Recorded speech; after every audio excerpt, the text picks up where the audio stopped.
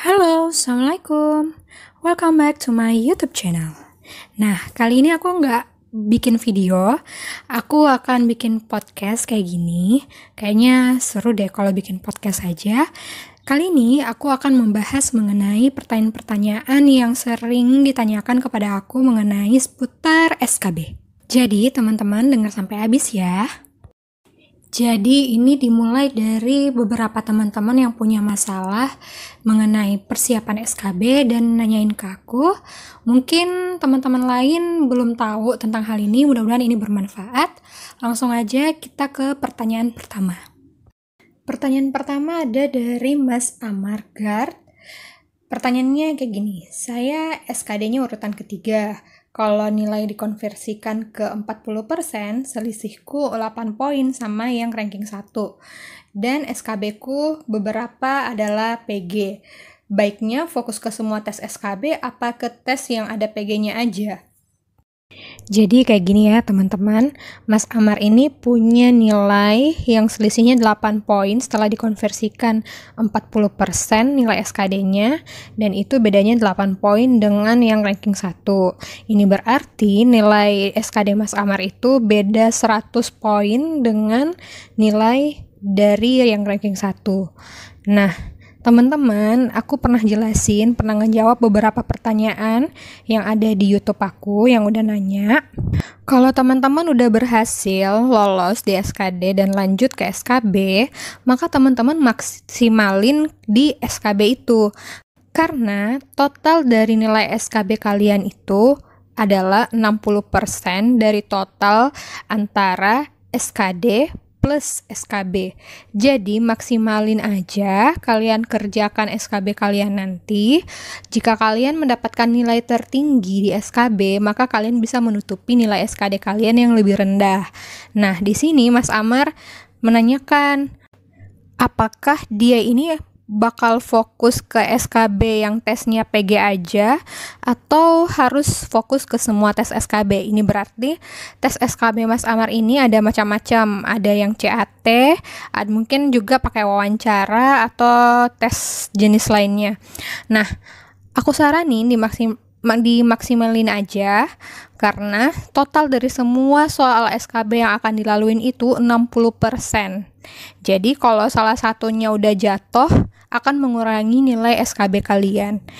Nah, ini yang mengakibatkan nilai SKB kita kecil dan tidak dapat menutupi nilai SKD. Jadi tetap teman-teman ya, maksimalin nilai SKB kalian. Selanjutnya ada dari Berita Timun. Saya udah tes keempat tahun ini dan baru kali ini lulus SKD. Alhamdulillah ya, udah lulus. Nah, saya merasa banyak pikiran dan takut nggak maksimal dalam persiapan. Tiap mau belajar, saya merasa semuanya nggak cukup. Asli galau banget mempersiapkan SKB ini. Ditambah lagi waktunya yang nggak menentu kayak sekarang. Ini sebenarnya bukan pertanyaan sih teman-teman, tapi aku pengen nanggapin. Nah, bagi kalian yang udah berhasil lulus SKD dan lanjut ke SKB, kalian perlu ingat lagi bahwa kalian udah menyisihkan ribuan orang-orang yang ingin masuk ke tes SKB. Jadi balik lagi, kalian mikir lagi, wah kalian ini beruntung loh bisa lanjut ke SKB, bisa mencoba untuk tetap bertahan dan lolos jadi CPNS. Dan teman-teman jadikan hal itu sebagai penyemangat teman-teman. Karena kalian udah menyisihkan ribuan orang yang pengen lulus SKD dan lanjut SKB. Jadi tetap semangat, maksimalin belajar SKB-nya karena waktu kalian sebenarnya masih panjang. Sekarang kan ini bulan Juli, masih awal-awal Juli lah, hampir pertengahan Juli. Dan sepertinya jadwal SKB itu di antara akhir Agustus atau awal September. Jadi kalian masih punya waktu mempersiapkan penuh untuk persiapan menjelang ujian SKB, dan juga tetap dibarengin dengan doa, ibadah, minta ke Tuhan. Mudah-mudahan teman-teman bisa dilancarkan, dimudahkan hingga lolos menjadi CPNS di tahun ini. Nah, teman-teman tetap semangat, walaupun kadang galau, kadang nggak pede, tapi tetap aja semangat, karena rezeki orang kita nggak tahu, rezeki kita nggak tahu apakah dari tes tahun ini, jadi tetap semangat. Selanjutnya ada dari Mbak Rini Wulandari. Bunyinya kayak gini, semangatin dong, kebanyakan bikin konten ranking terakhir.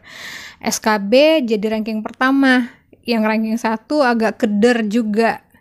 Nah, maaf ya teman-teman, di video aku yang pertama mengenai ranking 1 SKB, karena aku kan di SKD-nya ranking terakhir ya, ranking ketiga dari 3 peserta yang akan lanjut ke SKB, dan aku berhasil menjadi ranking 1 di SKB.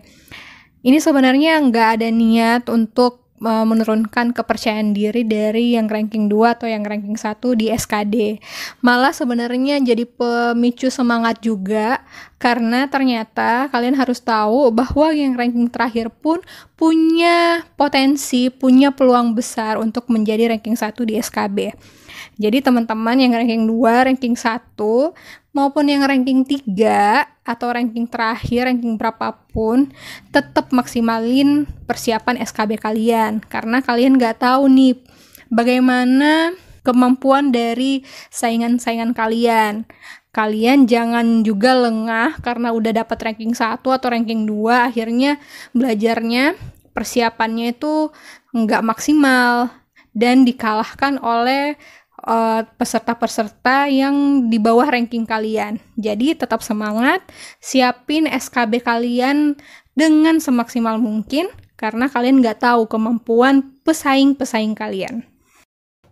Selanjutnya kita lihat pertanyaan dari Abang Axel Kalito yang menanyakan, kalau jabatan pengelola jasa konstruksi yang kualifikasi pendidikannya ada akuntansi, sosiologi, manajemen, atau administrasi, SKB-nya kayak gimana? Konstruksikah, akuntansikah, atau sosiologi?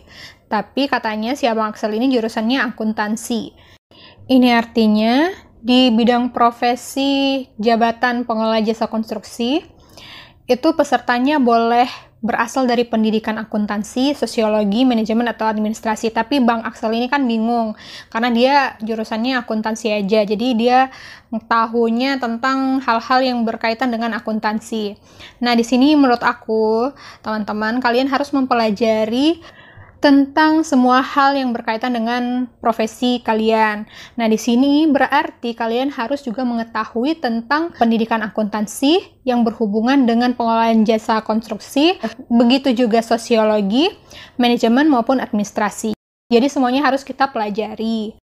Hal ini sebenarnya udah dijelasin oleh BKN di akun Twitter resminya. Katanya kayak gini nih. Bro, SKB fokusnya pada bidang tugas dan fungsi formasi jabatan yang kalian lamar sekarang. Latar belakang pendidikan kalian adalah masa lalu kalian. Calon mertua juga nggak akan tanya tentang masa lalu bersama mantanmu, tapi seberapa fit dirimu dengan anaknya. Nah, ini ditanggepin agak lucu oleh BKN. Selanjutnya juga ada pernyataan dari BKD di akun resminya BKD Kabupaten Purworejo, di mana kualifikasi pendidikan A, B, C untuk mengisi formasi D misalnya, apakah akademik yang saya miliki ini bisa masuk atau tidak bisa, atau bisa melamar. Nah, silakan katanya lihat kualifikasi, semua ditentukan oleh tim verifikator apakah disetujui atau tidak disetujui, dan silahkan pelajari semua tentang kualifikasi pendidikan. Jadi intinya teman-teman, kalian harus mempelajari profesi yang kalian lamar. Kalau misalnya tadi adalah profesi pengelola jasa konstruksi, ya pengelolaan jasa konstruksi lah yang kalian pelajarin. Baik itu peraturannya maupun ilmu pengetahuan tentang pengelola jasa konstruksi. Jadi jangan mempelajarin tentang kualifikasi pendidikan kalian aja. Jadi teman-teman, itulah tadi beberapa komentar yang aku tanggepin di YouTube aku. Semoga ini bermanfaat, dan buat kalian yang pengen nanya-nanya silahkan ketik di kolom komentar pertanyaan atau tanggapannya. Nanti aku bahas di sesi selanjutnya. Oke, salam!